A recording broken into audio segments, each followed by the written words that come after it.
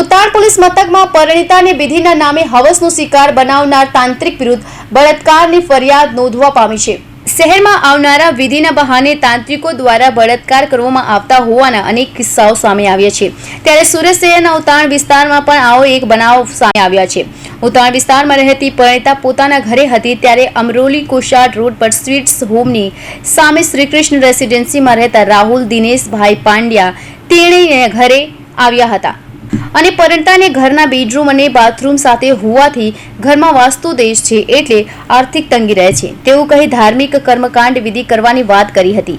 રાહુલ પાંડ્યાએ મગના અને અડદરના દાણા લઈ પરિણીતાને બેડરૂમમાં દરવાજા વચ્ચે ઊભા રાખી કપાળે જીભથી ચાંદલો કરવાનો પડશે તેમ કહીને કિસ કરવાની કોશિશ કરી હતી। જો કે પરિણીતાએ પ્રતિકાર કરતા આખરે રાહુલે હવે તમારે આ વિધિ પૂરી કરવી જ પડશે અને જો તું આ વિધિ પૂરી નહીં કરે તો તારો પતિ મરી જશે અને ઘરમાંથી કોઈનો ભોગ લેવાશે તેવું કહીને પરિણીતાને ડરાવી હતી।